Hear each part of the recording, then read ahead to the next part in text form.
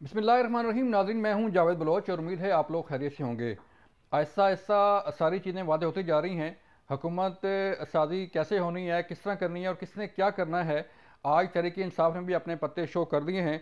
उमर अयूब साहब को नामजद किया है वज़ारत उज़्मा के उम्मीदवार के लिए, और इसी तरह पंजाब में वज़ारत आला के लिए मियाँ असलम साहब को भी नामजद कर दिया गया है। इसके साथ साथ तहरीक इंसाफ ने हफ्ता को एहतजाज का भी ऐलान किया। और इसके साथ साथ एक और बड़ी खबर कि जिन्हें पहले मौलाना कुछ और मौलाना कुछ के खिताब दिए जाते थे, आज उनके साथ जो है वो तहरीक इंसाफ बैठने जा रही है।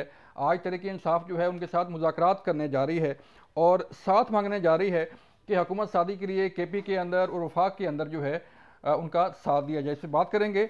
और इसके साथ साथ हम बात करने जा रहे हैं कि शहबाज शरीफ साहब के पास कितने पत्ते हैं जो वो खेलने जा रहे हैं। जरदारी साहब के पत्ते जो है वो कैसे काम आएंगे, और जो सियासी इत्तेहाद बना है वो किस हद तक कामयाब होगा, और ये हुकूमत जो है वो कितनी मुश्किलात का शिकार होगी।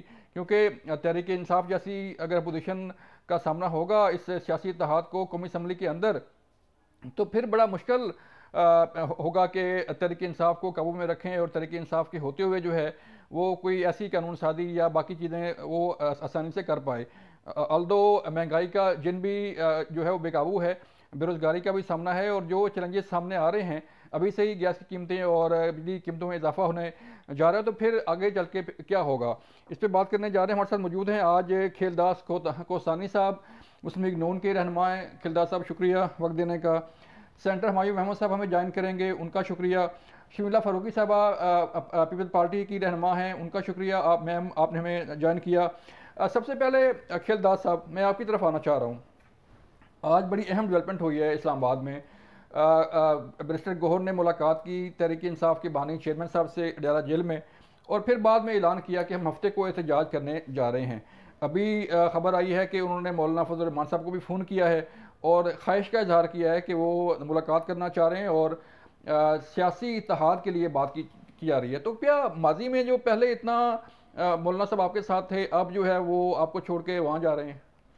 देखें, मौलाना फजल रहमान साहब हमारे लिए काबिल एहतराम है, हम उनकी इज़्ज़त करते हैं, करते रहेंगे।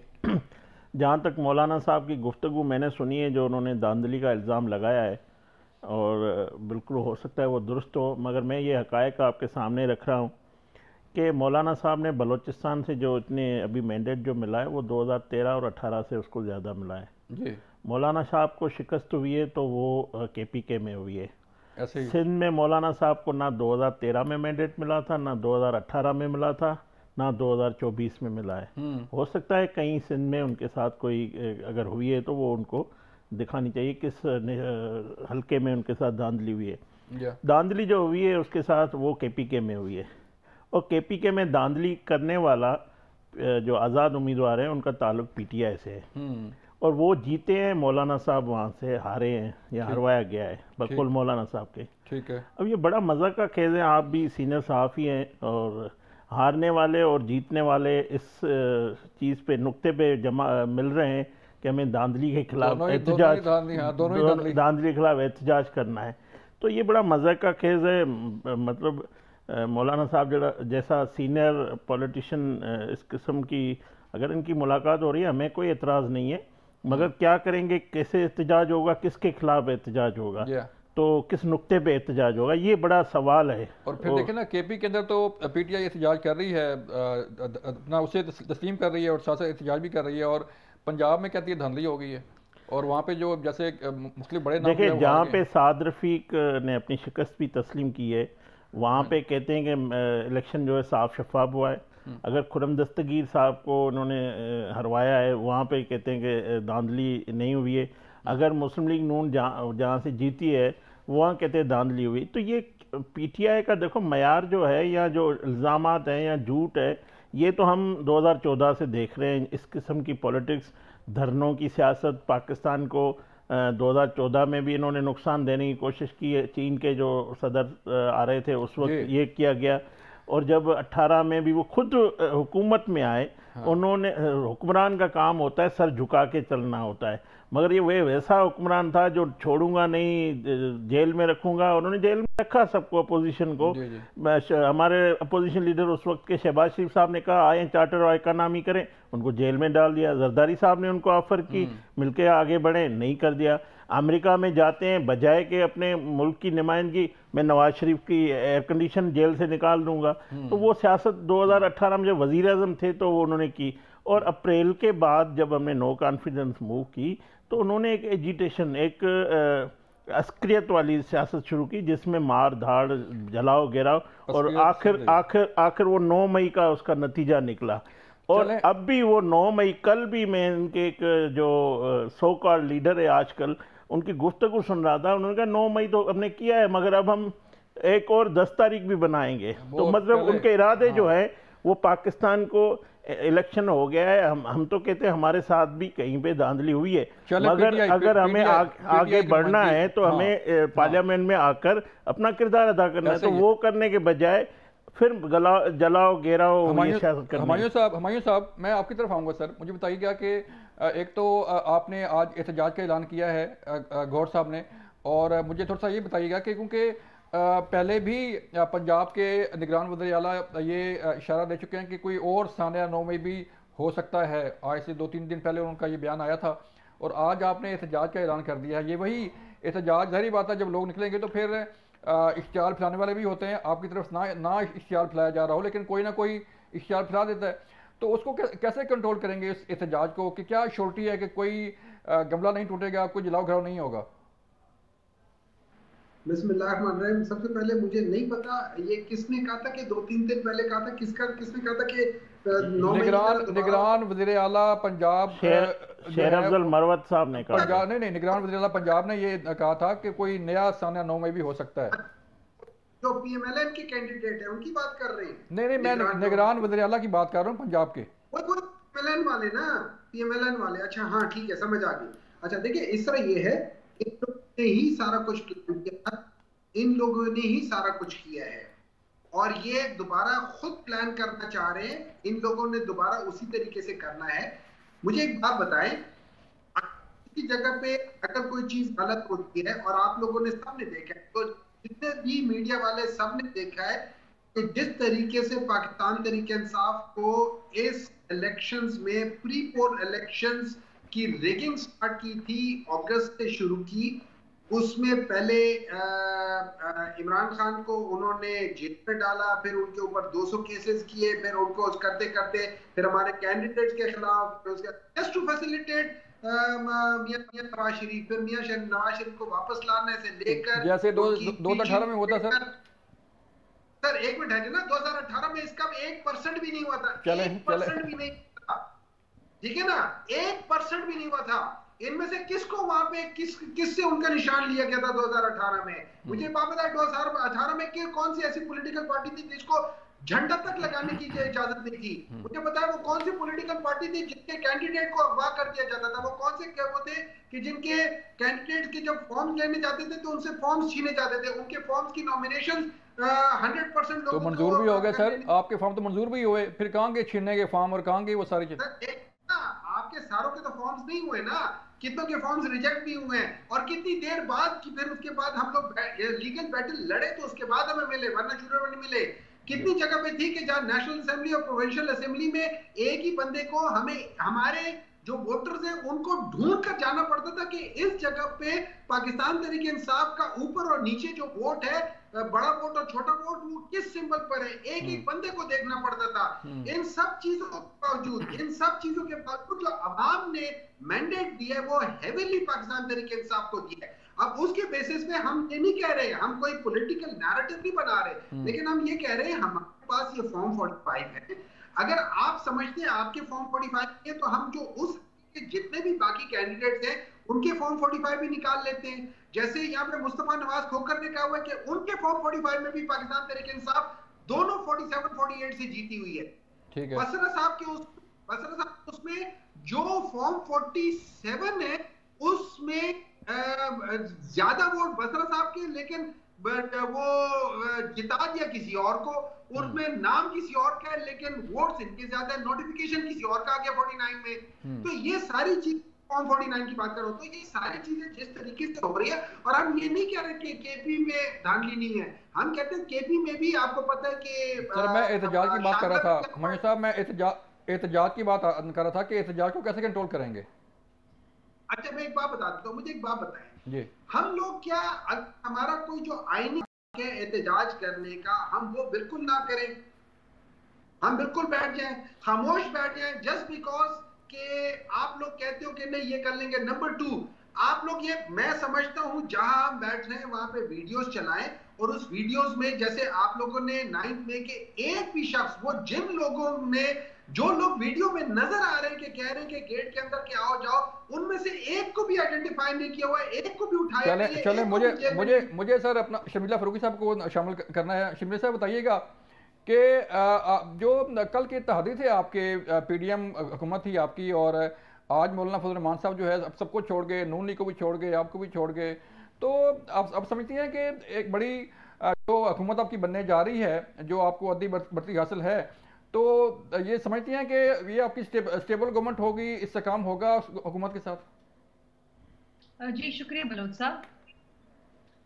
देखिए, स्टेबिलिटी लाने से स्टेबिलिटी होगी। अगर हमने ये जहन बना लिया है कि हमने हुकूमत को नहीं चलने देना, हमने जमहूरियत को नहीं चलने देना, क्योंकि मैं इलेक्शन हार गया हूँ और मैं और अना की सियासत करनी, तो फिर तो ये मुल्क आगे नहीं चल सकेगा। ठीक है। फिर वही अनारकी होगी, फिर वही सियासी और माशी बेचैनी होगी, बदहाली होगी। पीपल्स पार्टी को भी क्लियर मैंडेट नहीं मिला वजीर आजम बनाने का, लेकिन जितना मिला हम उसको तस्लीम करते हैं। हमें भी तहफ़्फ़ुज़ात हैं इलेक्शंस पे, ऐसे इस दफ़ा भी EMS बैठ गया, बहुत सारे हलकों में हमारे पास भी शवायद हैं कि धांधली हुई है, बिलखुसूस NA 127 के अंदर, लेकिन हम वो लीगल रिकॉर्स जो हमारे पास अवेलेबल है वो हम उसको फॉलो कर रहे हैं। लेकिन इसके साथ साथ हम ये समझते हैं कि पार्लियामानी सियासत का आगाज़ होना चाहिए, पार्लियामान का वजूद आना चाहिए, अवामी नुमाइंदों को वहाँ बैठना चाहिए, और जिन जिन के पास जिस जिस हवाले से मैंडेट है उनको मसाइल अवाम के हल करने चाहिए। ठीक है। पीपल्स पार्टी को PMLN ने अप्रोच किया, हम उनको वजीर आजम बनाने में उनकी मावनत करेंगे, अपने वोट्स देंगे, और हम चाहते हैं कि सब लोग मिलकर आगे चलें। हमने एक कोऑर्डिनेशन कमेटी बनाई है, तमाम जमातों से बात करेगी जो हमसे बात करना चाहते हैं, जो बात नहीं करना चाहते सौ बिस्मिल्लाह ना करें। जारहाना सियासत, वो नफरत की सियासत, वो अना की सियासत, वो अफरा तफरी की सियासत, इसका खात्मा होना चाहिए। तो पीटीआई के साथ मुलाकात हो रहे हैं, कोई पीटीआई के साथ बातचीत? मैंडेट मिला है उनको मुबारक हो। हमें भी तहफ़्फ़ुज़ात हैं, उनको भी हैं, आपको भी हैं, मुझको भी हैं। मौलाना साहब की हम इज्जत करते हैं, ये उनका राइट है, उनका जमहूरी हक है, वो बैठे नहीं बैठे, वो एहतजाज करें नहीं करें, है उनकी मर्जी। लेकिन इस मुल्क में जमहूरियत को आगे लेके चलें, इस मुल्क में पार्लियामानी सियासत को आगे लेके चलें। तो पीटीआई के साथ भी बातचीत होगी, जैसे कि पहले कहा जा रहा है कि राब्ते हो रहे हैं और सारा कुछ? नहीं जी, देखिए, हमने कोऑर्डिनेशन कमेटी बना दी, हम तो हर जमात से बात करने को तैयार हैं, जो हमसे बात करने को तैयार हैं। हमारे दरवाजे खुले हैं, सियासत में कभी भी कोई दरवाजा बंद नहीं होता है। मुल्क की बका की खातिर, मुल्क में सियासी और माशी इस्तेहकाम की खातिर हम हर किसी से बात करने को तैयार हैं, जो अवाम की खिदमत पे यकीन रखता है, जो इस मुल्क में जमहूरियत को बका देना चाहता है, हम सबसे बात करने को तैयार हैं। ठीक है। हुमायूं साहब, आप मिलने जा रहे हैं मौलाना फजल रहमान से, तो ये वही मौलाना फजल रहमान है जिसके बारे में खान साहब जो है वो भरे जलसों में बात करते थे, और मौलाना फजल रहमान साहब भरे जलसों में उन पर बात करते थे, मैं वो अल्फाज नहीं दोहराता जो वो फरमाते थे। तो अब ये इत्तेहाद कैसा रहेगा फिर? देखिए, मेरा नहीं ख्याल कि हम कोई एहतियात कर रहे हैं, किसी लिहाज से कोई एहतियात नहीं है। ओके। किसी लिहाज से नहीं है। या आपको किसने कह दिया कि एहतियात है? उसमें अगर कोई बातचीत हो रही है तो उसमें ये याद रखें कि इमरान खान ने 3 पार्टियों के बारे में, जो मैंने सुना था, वो 3 पार्टियों के बारे में कहा था उनके साथ हम बातचीत इस इलेक्टोरल प्रोसेस के लिहाज से हम नहीं कर सकते, क्योंकि वो मेन इसके बेनिफिशियरी हुए, ये जो भी जो स्पॉन्सर्ड इलेक्शंस थे उनमें से 3 पार्टियों ने कर दिए। उसके अलावा हम हर एक पार्टी के साथ बातचीत करें, इत्तेहाद हमने 2 के साथ हमने कहा है कि हम इनके साथ बात कर सकते हैं। एक MWM है और दूसरा जो है ये जमात इस्लामी है। इन दो के साथ, मतलब बाकियों के साथ हम बातचीत कर सकते हैं, हम उनके साथ GDA के साथ हम बातचीत कर सकते हैं, हम लोग बाद और पार्टियां उनके साथ भी बातचीत कर सकते हैं, लेकिन दैट डजंट मीन कि हम इनके साथ इल्हाक कर रहे हैं। चलें, ठीक है, मुझे एक ब्रेक के लिए कहा जा रहा है। जब हम ब्रेक के बाद वापस आएंगे तो बात करेंगे कि जो कौमी असम्बली में एक दंगल होने जा रहा है वज़ारत उज़्मा के इलेक्शन के लिए, उसका क्या बनेगा, उसके लिए क्या तैयारी है, नून लीग की, तहरीक इंसाफ की, पीपल पार्टी के पास क्या प्लान्स हैं, उस पर बात करेंगे। मिलते हैं ब्रेक के बाद। वेलकम बैक नाज़रीन। हम बात कर रहे थे कि वज़ारत उज़्मा का जो इलेक्शन है वो होने जा रहा है, कौमी असम्बली का इजलास बुलाया जा रहा है और फिर मुकाबला होगा उमर अयूब साहब के दरमियान, तहरीक इंसाफ के कैंडिडेट और शरीफ जो सियासी इत्तेहाद के उम्मीदवार हैं उनका मुकाबला होगा। खिलदार साहब, क्या तैयारियां हैं सर? तहरीक इंसाफ तो कह रही है कि हमारे पास सारे वोट पूरे हैं, नंबर गेम पूरी है, 70 हल्के खोल दिए जाएँ और जो है वो सारा नंबर पूरा हो जाएगा, तो तैयारियाँ क्या हैं? देखिए, पहली बात जो PTI के सेनेटर साहब ने बात की पीपल्स पार्टी के हवाले से, उन्होंने कहा कि हमारी सिर्फ इन 3 जमातों के लिए। आज असद कैसर साहब साबिक स्पीकर जो है वो खुद चेयरमैन इनके जो है साबिक, उनसे जाके मिले थे। उन्होंने आके ऐलान किया था कि हम पीपल्स पार्टी से और JUIF से बातचीत करेंगे, ये उनका ऐलान है। फिर गौहर साहब आते हैं पार्टी के चेयरमैन, उन्होंने उसकी तरदीद की है। अब पता नहीं सच असद कैसर साहब बोल रहे जो है वो किसी और से किसी बात जो है वो किसी और से और करेंगे, उनसे और करेंगे। हाँ, तो ये पता नहीं किसका मौक़िफ़ दुरुस्त है, जो दोनों जेल से आके आए हैं, दोनों बाहर, वो सही कर रहे हैं या गौहर साहब कर रहे हैं। दूसरी, जहाँ तक आपने बात की कि ये धांधली का, देखो ये कह रहे हैं कि हमारे पास 180 जो है ना, पहले इन्होंने कहा कि हमारे MNA जीते हैं, तो अगर आपके 180 MNA जीते हैं, उनके फॉर्म 45 या 47 जो भी चीज़ें आप लेके जाएं अदालतों में। हमें भी 2018 में हराया गया था, हम समझते थे हमारी 115 सीटें थी, मगर हमें 64 पे आके रुक गए थे। तो हमने भी कोई जलाओ गिराव नहीं किया था, कोई इल्ज़ाम नहीं। हम पार्लियामेंट में आए, अंदर हमने पार्लियामेंट के बैठ के एहतजाज किया था। इनके पास भी ये रहा है, TV जो 5% 10% में स्क्रीनशॉट निकाल के आप अगर दावा करेंगे कि ये हमारी सीटें, तो ये आपकी सीटें TV शोज़ की या उनके जो रेंटिंग बढ़ाने के लिए जिन मीडिया ग्रुप ने किया है, तो उसका कोई प्रूफ नहीं है। अगर आपके पास है, आप अदालतों में जाएं, आप ट्रिब्यूनल में जाएं। बाकी रही बात, अगर अददी अक्सरियत इनके पास है तो इनका हक है हुकूमत बनाए। हम खुश हैं कि ये अगर अपना पार्लियामेंट के अंदर आके अददी अक्सरियत दिखाते हैं।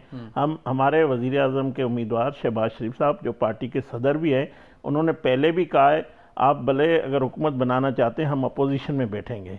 यही जमहूरियत है। अगर इनके पास हैं, हम बिल्कुल अपोजिशन में बैठेंगे और बड़े खुशी से बैठेंगे।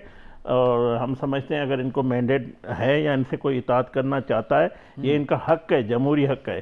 तो अगर ये जमहूरी बातें करेंगे तो मैं समझता हूँ मुल्क आगे बढ़ेगा। अगर पार्लियामेंट की जो है इज्जत करेंगे तो ये जमहूरियत आगे बढ़ेगी, मुल्क भी आगे बढ़ेगा।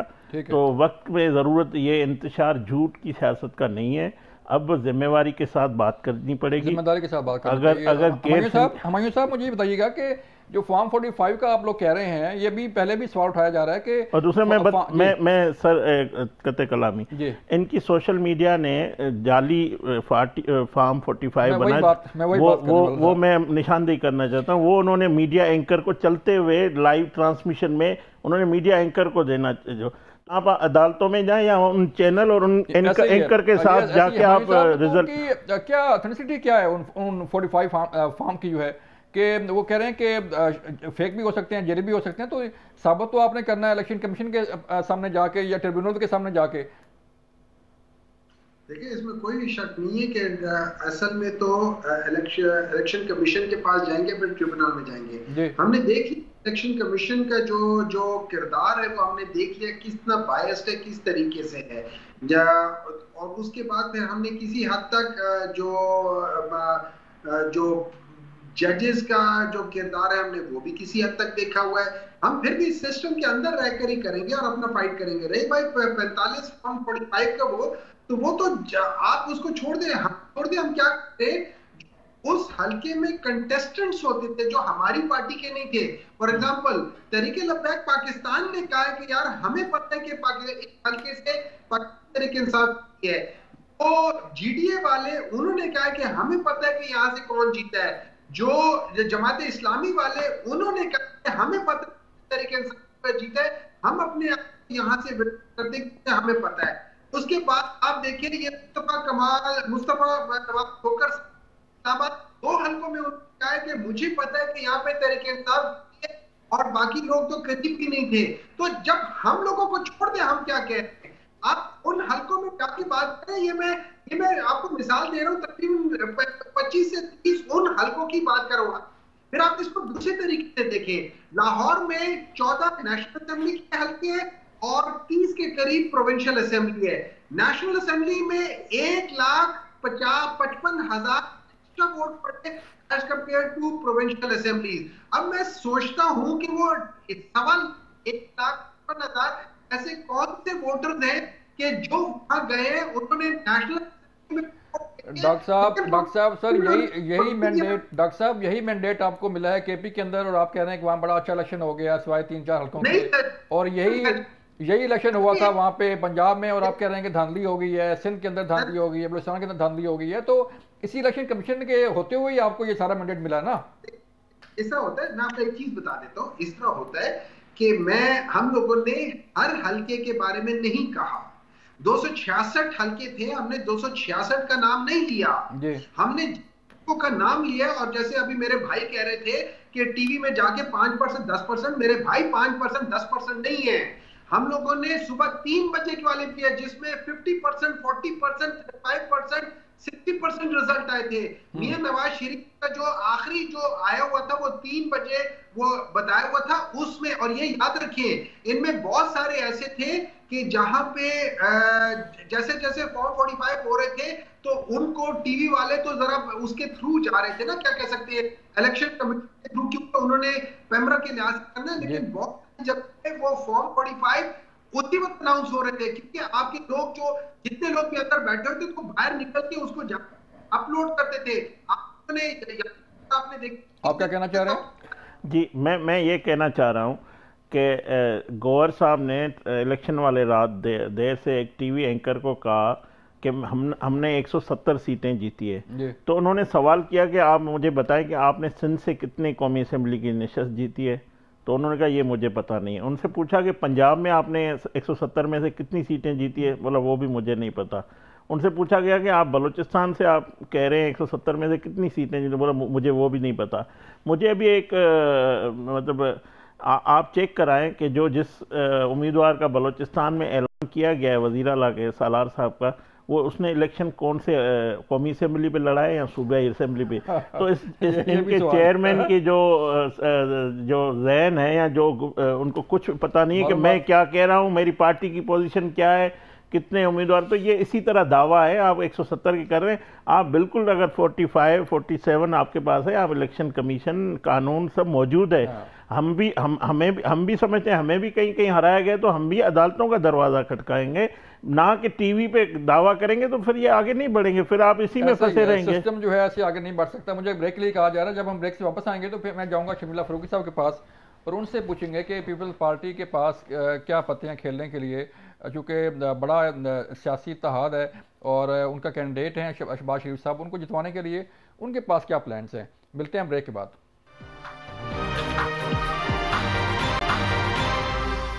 वेलकम बैक नाज़रीन। हम बात कर रहे थे कि स्टेबिलिटी कैसे आ सकती है, वे फॉरवर्ड क्या है, और इलेक्शन हो गया, मैंडेट जिसको जितना मिलना था मिल गया, तो आगे कैसे बढ़ेंगे।